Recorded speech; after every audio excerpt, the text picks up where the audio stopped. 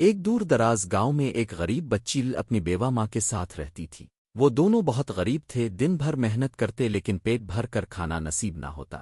ماں دن بھر کپڑے سی کر کچھ پیسے کماتی اور لکڑیاں چننے جنگل جاتی۔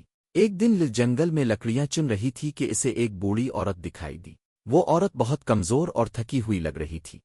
فوراً آگے بڑھی اور پوچھا، ماں جی کیا آپ کو پانی چاہیے؟ بوڑھی عورت نے مسکرا کر کہا، بیٹی تم بہت رحم دل ہو، تمہیں تمہاری نیکی کا انعام ضرور ملے گا۔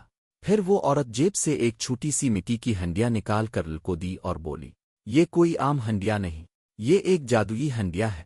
جب تم اسے کہو گی پک جا کھچڑی میٹھی کھچڑی تو یہ میٹھی کھچڑی بنانا شروع کر دے گی، اور جب تم کہو گی بس کر ہنڈیا اب نہ پکا تو یہ رک جائے گی۔ نے حیرت سے ہنڈیا کو دیکھا اور شکریہ ادا کیا۔ وہ دوڑی دوڑی گھر گئی اور ماں کو ساری بات بتائی۔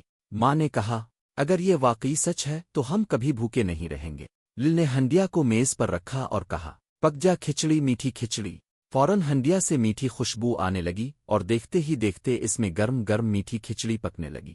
دونوں ماں بیٹی نے پیٹ بھر کر کھایا۔ پھر نے کہا، بس کر ہنڈیا اب نہ پکا، اور ہنڈیا رک گئی۔ اب ہر روز اور اس کی ماں کو تازہ میٹھی کھچڑی ملتی۔ وہ کبھی بھوکی نہ رہیں اور خوشی خوشی جینے لگے۔ انہوں نے یہ راز کسی کو نہ بتایا۔ ان کی ہمسائی بی بی زبیدہ ایک چغل خور اور لالچی عورت تھی۔ اسے حیرت ہونے لگی کہ غریب اور اس کی ماں اب کیسے موٹی تازی اور خوشحال لگ رہی ہے۔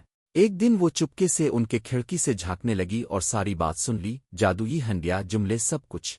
اگلے دن جب لکڑیاں چننے گئی اور ماں سو گئی تو بی بی زبیدہ چپکے سے ان کے گھر میں گھس گئی اور ہنڈیا چرا کر اپنے گھر لے گئی۔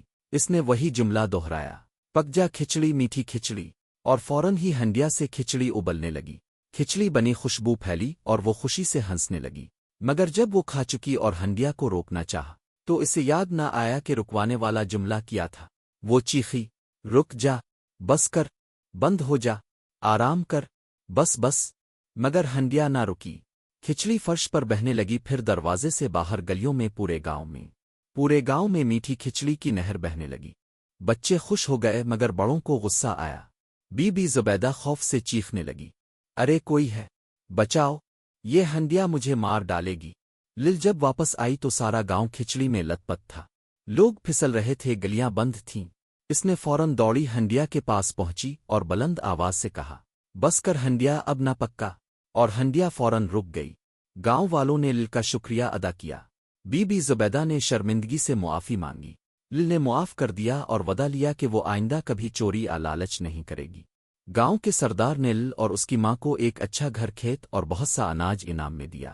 اب وہ ماں بیٹی بہت خوشحال زندگی گزارنے لگے۔ اور وہ جادوئی ہنڈیا، وہ اب صرف ضرورت مندوں کے لیے کھچڑی بناتی تھی، روزانہ ایک بار، تاکہ کوئی بھوکا نہ سوئے۔